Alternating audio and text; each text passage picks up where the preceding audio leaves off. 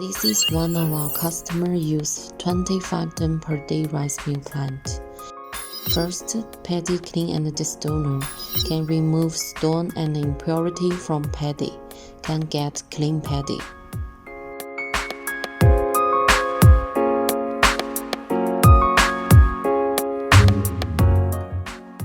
Then is paddy huller.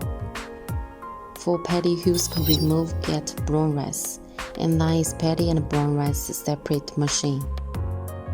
Can separate paddy and brown rice, and the brown rice will be rice mill machine. Rice mill machine is let brown rice be white rice, and then is rice polisher machine. Let rice surface more smooth and beautiful.